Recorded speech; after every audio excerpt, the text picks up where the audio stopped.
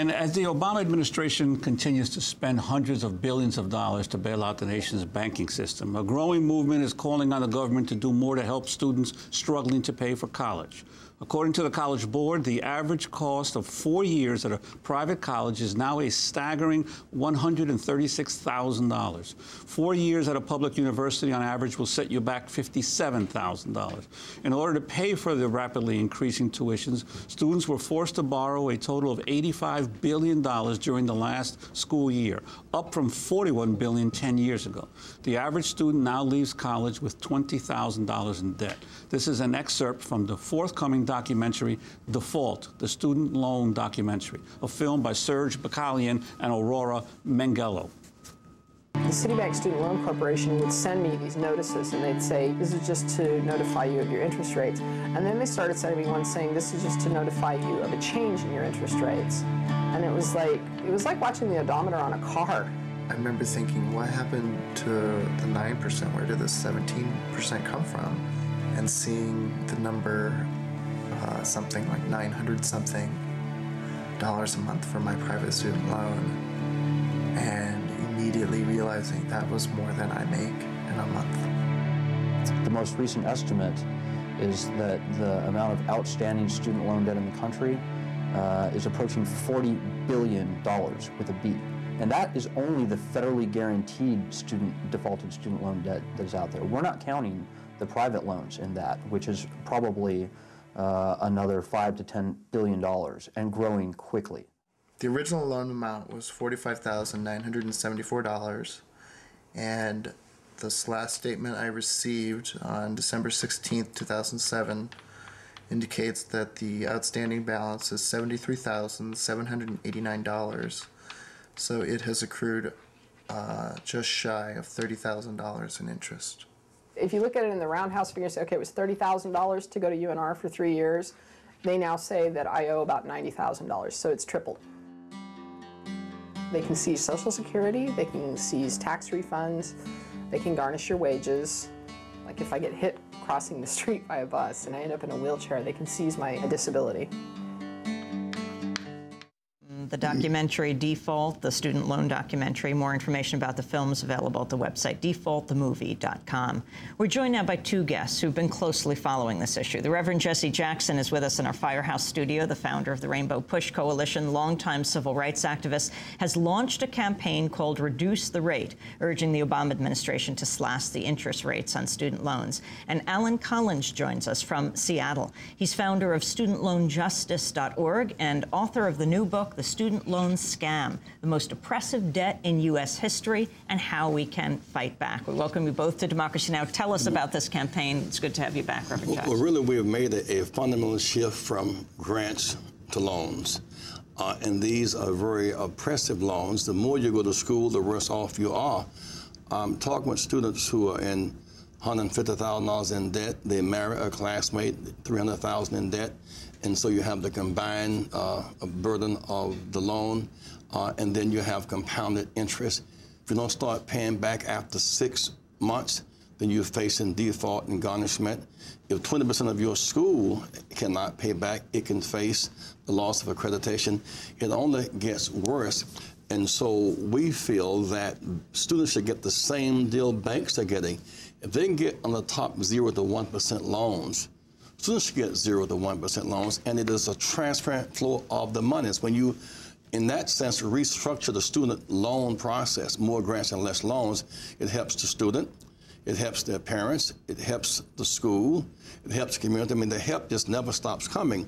And so we have launched a website, reducetherate.org. Students should begin rebelling and marching across the country.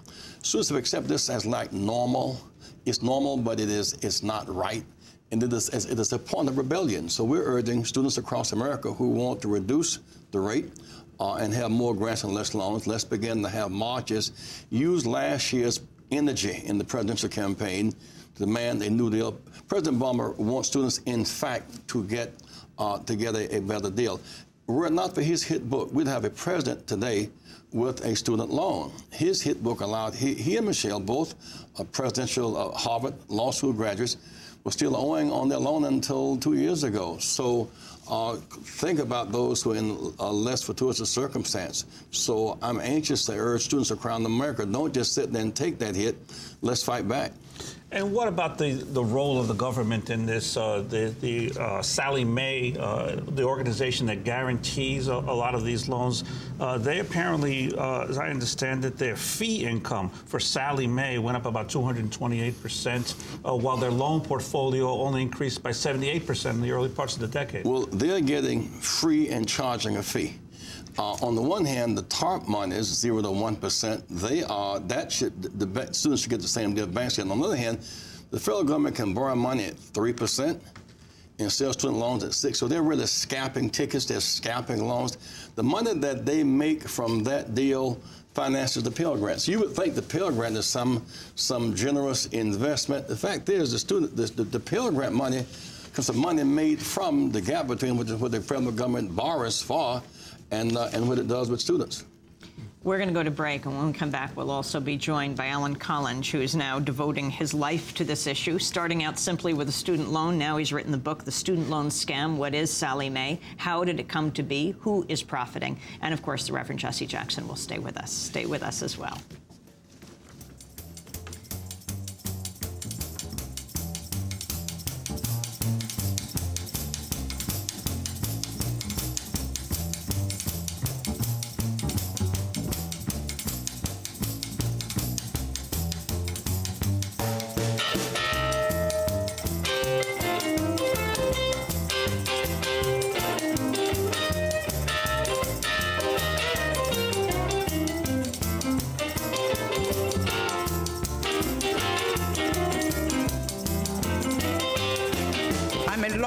Citizens, my debts I sure will pay. Yes, a law-abiding citizen, my debts I sure will pay. I hope war don't start on Uncle Sam have to send me away. I have never been in jail and never had to pay no fine. Never been to jail, never had to pay no fine. This is Democracy Now!, democracynow.org, the War and Peace Report. We're broadcasting on close to 800 stations on Pacific and NPR and low-power FM and college and community stations, on public access TV stations and PBS TV stations and both TV satellite networks, on Dish Network Channel 9415 Free Speech TV, 9410 Link TV, and on DirecTV Channel 375. And we're video and audio podcasting at democracynow.org. Our headlines also available in Spanish for any radio station to take, well, you can read them on our website. I'm Amy Goodman with Juan Gonzalez. Just before we go back to our guests, some of the voices of the students in this discussion. The American News Project recently interviewed a group of young people working at Mother Bear's Pizzeria in Bloomington, Indiana, home of Indiana University. This is what some of them had to say about the student debt. I'm no longer in school. I ran into some issues, money issues, so I had to leave. And my original idea was to start working here and totally make enough money to go back to school, but it's harder than you think because you still have to pay for being alive. I think that a lot of parents who were planning for their kids' education didn't save enough.